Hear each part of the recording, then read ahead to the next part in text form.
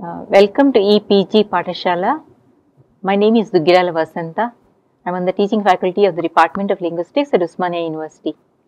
My lecture today pertains to module number 15 of Psychoneurolinguistics. The title is Methods in Psycholinguistics. In this lecture, I will describe three major methods used in psycholinguistic research. Methods of speech perception, methods of comprehension, sentence comprehension, and speech production. Some of these methods are offline methods and some are online methods.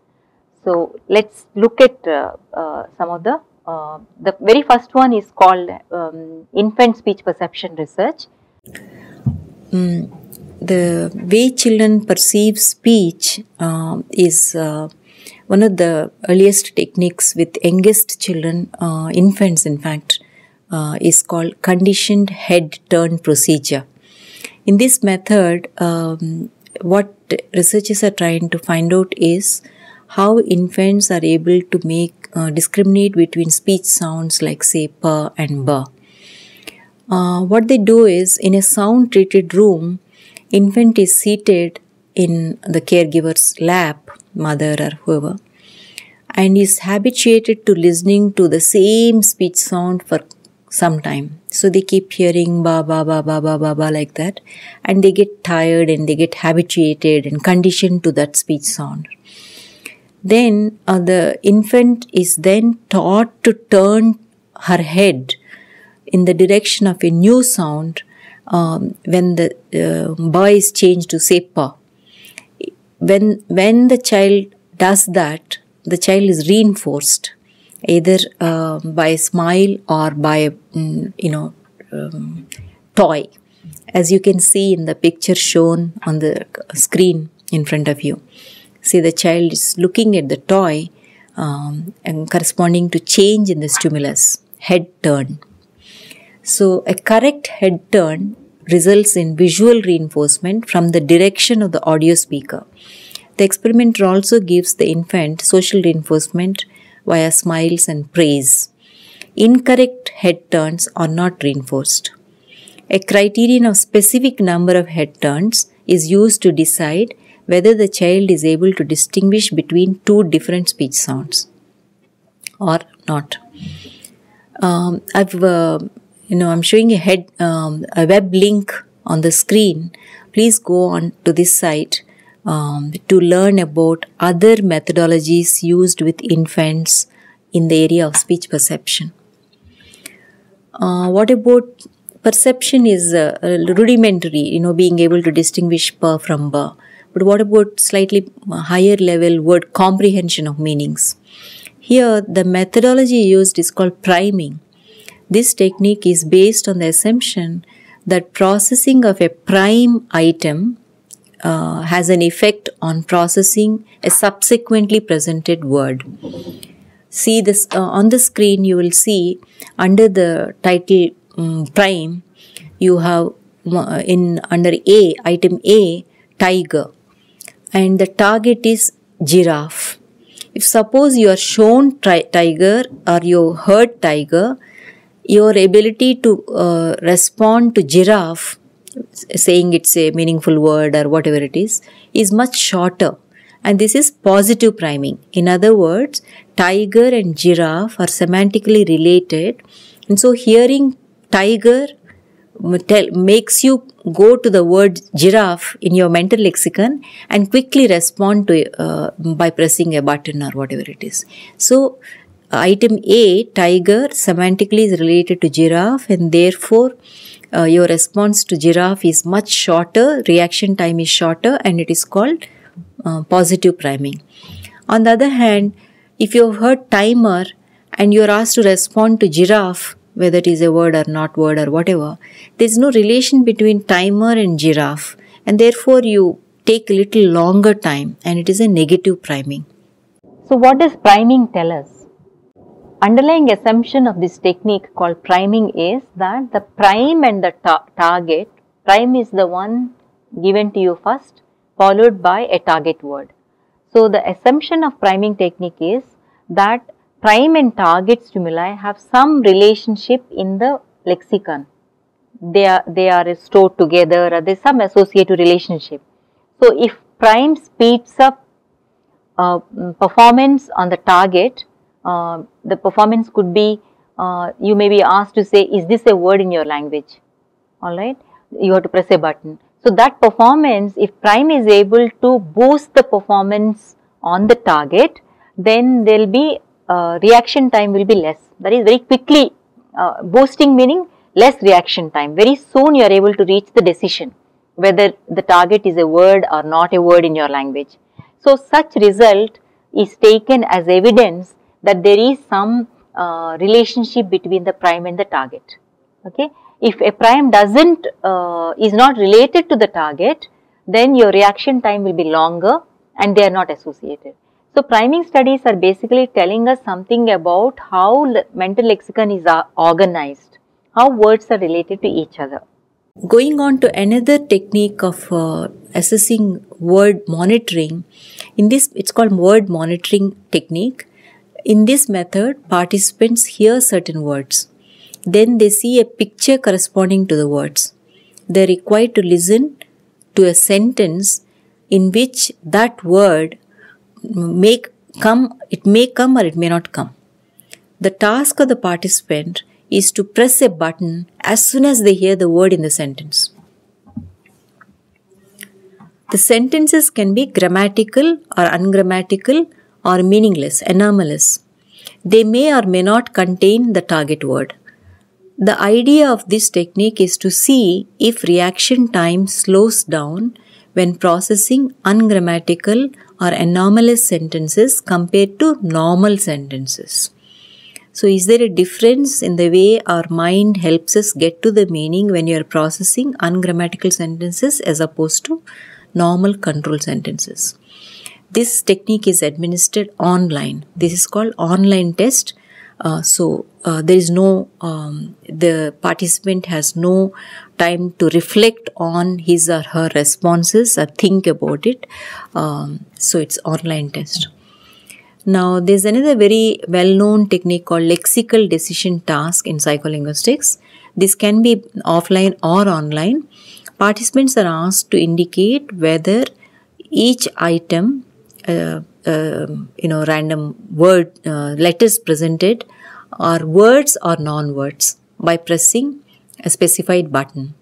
So, in lexical decision task, you measure both accuracy, that is, how many correct responses and how many are incorrect responses, as well as latency, response latency, which means how long has this person taken to say it is a word or not a word.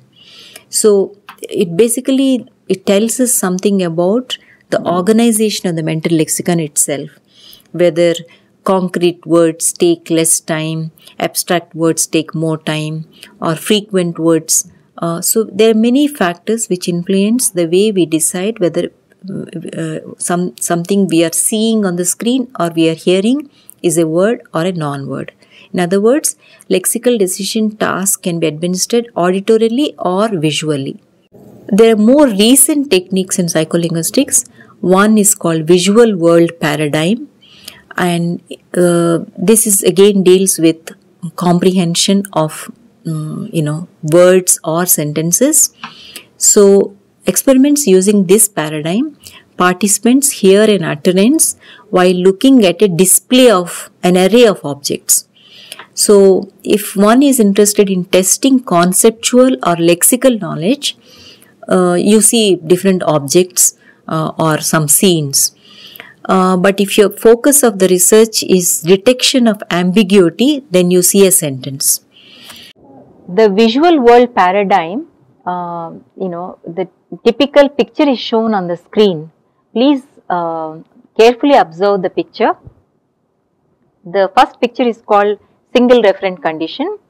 In this condition, the eyes move to the apple first and then to the towel, because you would have processed the sentence, put the apple on the towel. It's a ambiguous sentence. You think you have to move the apple to the towel, to the empty towel, and then you get it's a mistaken destination. So at the end of the sentence, the eyes move back to the apple on the box, apple, and then to the box. Box is the correct destination. You are supposed to put the apple in the box, not on the towel. So this is called garden path effect. That is, you are misled into thinking what is the destination, where you are supposed to put the apple. Initially your mind misled you. Instead of having a single referent condition, so if suppose in place of pencil, there is a pencil, right, in the picture that you have seen, you take out the pencil, you put another apple, and that particular scene is called double referent condition, but don't put the apple on the towel, alright. And then if you hear a sentence like, put the apple that's on the towel in the box, there will be no ambiguity. There is one apple which is not on the towel, one apple which is on the towel. You've been told to move the apple on the towel into the box, and it's very clear cut. There is no garden path effect there, alright. So the eyes don't go back, and this is how visual world paradigm works. So the second condition is shown on the screen next. Watch, there are two apples. One apple is on the towel, one apple is there is a box and there is an empty towel, and there is another apple, but that is not on the towel, it is on a napkin or something like that. So basically, by creating the visual world, the whole idea of this experiment is whether cues in the visual environment guide our ability to interpret the meaning of a sentence. And research has shown that they do guide. We do take into consideration the cues that are available in the environment in which somebody is speaking to you. So, how does eye tracking is telling us about comprehension? The eye movement pattern is recorded. The way the saccadic movement of the eyeballs going back and forth is recorded. The visual information guides the participant to make correct attachment of the propositional phrase. Put the apple on the towel. On the towel belongs to the apple, that noun phrase. So it is the visual, how we are able to take the cues from the visual environment and understand the meaning of the sentence is what is examined using this technique. In recent years, instead of using objects, they are also using printed words to see how ambiguity is detected in sentences. Look at the screen. You see the sentence, the knight attacked the windmill on his donkey. Now this is slightly ambiguous sentence. The knight who's on the donkey attacked the windmill. But it's written and also you will hear it as the knight attacked the windmill on his donkey. Look at the eye movements. They're all marked. First fixation is the first word 1, knight 2, attacked 3, then your eyes go directly into windmill. What did the knight attack? Windmill. So number 4 is on the windmill. Number 5 is on the windmill. Then you see on his donkey, you get confused. Your eyes goes back to attacked. So 6 is on attacked. Then your eyes come back to windmill, 7. Then 8 is on, 9 and 10 is his donkey. Okay. So you can see the lines going from the eye movements are recorded like this. Now, what is measured in eye tracking? Fixation duration. One measure is fixation duration. That is the time one spends at a given location. And then the eyes move. They are called, eye movements are called saccades. So the eye tracker can measure fixation duration, which is typically about 225 milliseconds. But it depends upon how good a reader you are, whether you are a beginning reader or an advanced reader.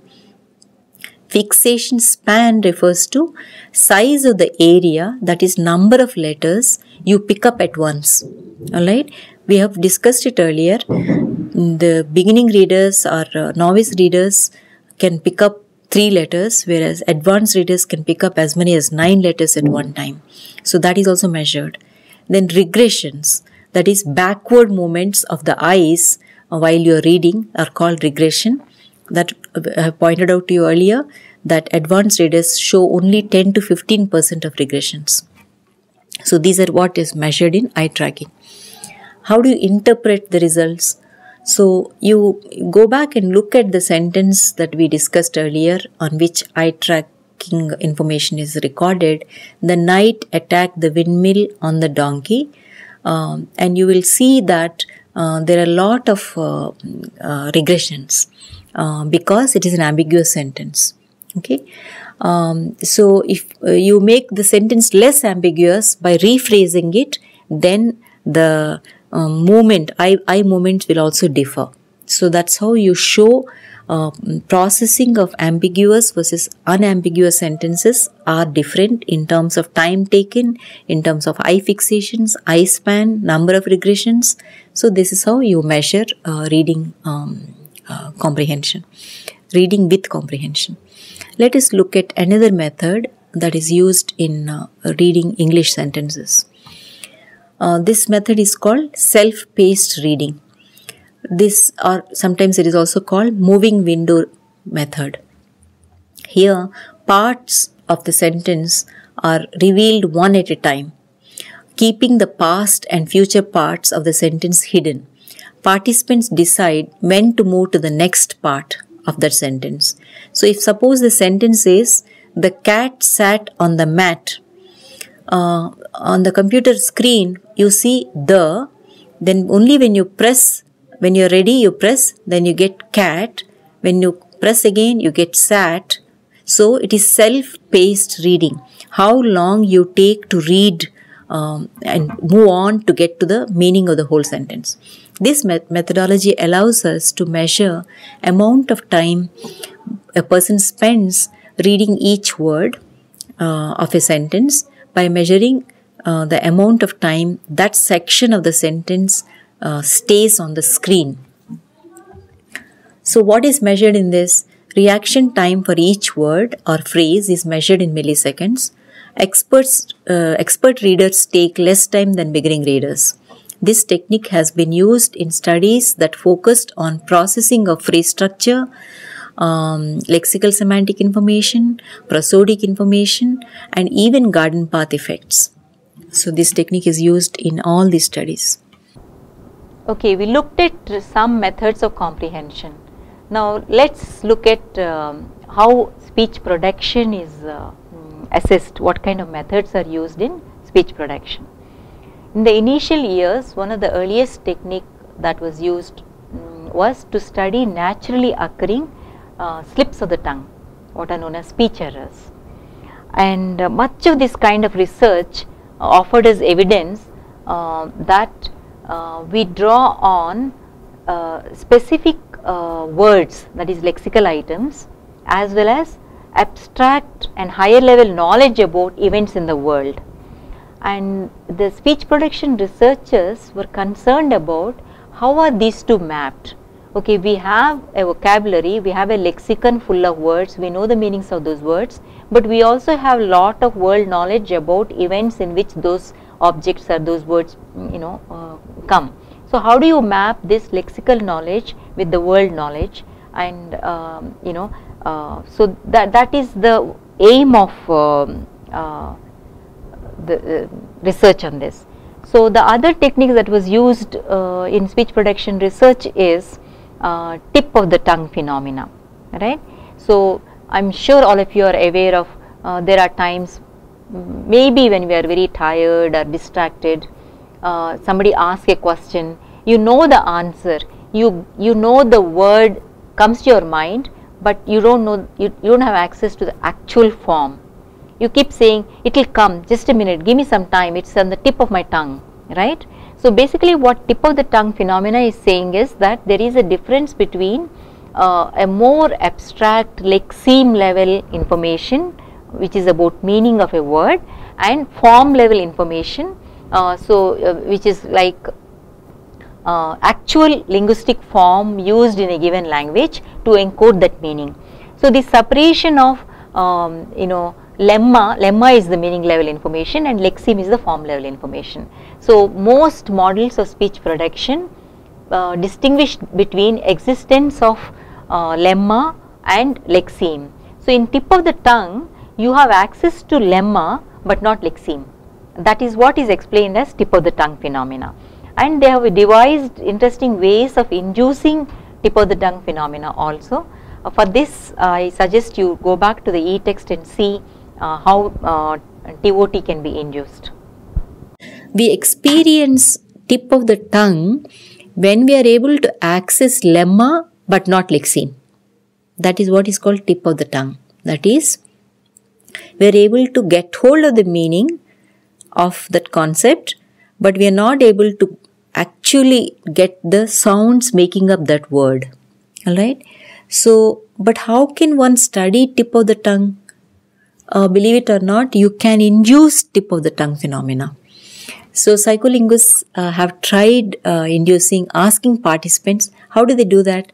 They basically give definition and then they say, now give the word. So, when this happens, like some famous film star who acted in a movie or something, you describe everything and you say, what's the name of the person? And that can induce tip of the tongue.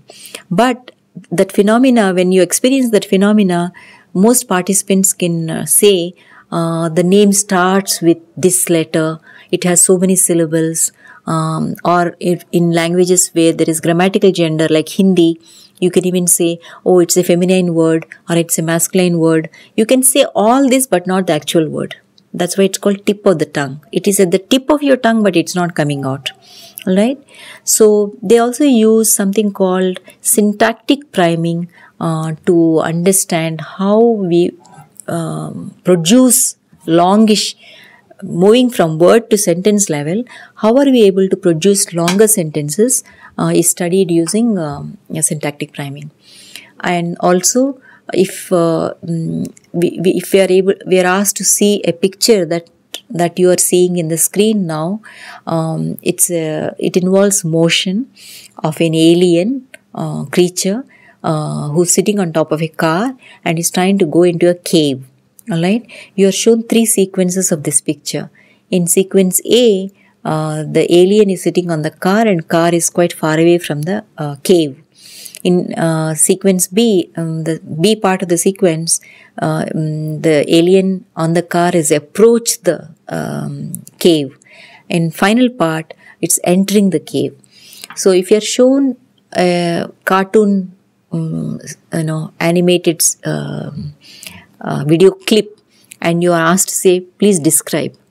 You are eliciting speech production at the sentence level. What kind of sentences do you get? The motion event contains the following components which are very important. One is driving. Driving is manner, verb, and entered, which is a path verb. We could describe this scene differently depending upon what our mind is making us focus on. We can either say the target sentence, expected target sentence in English is, an alien drives a car into the cave. In response to that picture, you say an alien drives a car into the cave. This is what is expected. But suppose you are focusing on driving, you might say an alien is driving a car. So here only manner is focused. Or you might say an alien entered the cave. Here your focus is on path, alone. Or you might say an alien in a car goes into a cave. In this expression you have both manner and path components. These semantic components both are there. So I'll now describe one new study by Bangar et al. Who wanted to, the idea is called syntactic priming. They created prime sentences by manipulating these elements. Remember I talked about manner of motion or path of motion. So by manipulating those elements, in a prime sentence, but keeping the entire event structure intact. So if the prime sentence had manner, he wanted to know if participants will only use manner in their production of the sentence, and if prime sentence had path, will the participants also use only path in the sentence? That is, they are influenced by the prime. Will they be influenced by the prime is what this researcher wanted to know. So several sentences were created, the scenes were shown, and they collected data. So in this study, it demonstrated that priming using any of the motion components can influence the way participants describe an event containing motion. So, of course, languages differ with respect to how they permit users to encode motion elements. That is, how path is conveyed. Is path conveyed using verbs, or is path lies outside the verb? Or English, for instance, verbs carry manner information, whereas they say in Hindi and Tamil and some of our languages, most of the verbs are path verbs. So each language has different lexical resources. So Hindi and maybe even Telugu, the speakers looking at the same scene might choose to pay attention more to the path because most of the verbs convey path information, right? Whereas English speakers might encode, that is, in their sentences, there may be more manner information. So, in other words, we are talking about event structure and language production. So, we have an understanding about the event structure. Alright. So, of course, if you go back to, I think the entire reference is given in the e-text, you will get more details about how they developed these sentences, who are the participants, what are the prime sentences, what events were used. You will understand this study much more. So, I suggest that you do that. But the main conclusion of the study is event structure priming can affect message planning. Please recall, message planning is at a higher level, as well as grammatical encoding stages of the speech production process. To summarize today's lecture, I started with a description of behavioral technique called conditioned head turn method, which is used with young infants to see whether they are able to distinguish syllabic level units like say par, bar, ter, der, whatever, the sound contrasts, and very young children are able to distinguish these contrasts when you use that particular method. Next, we looked at some methods of comprehension of meaning of words and sentences.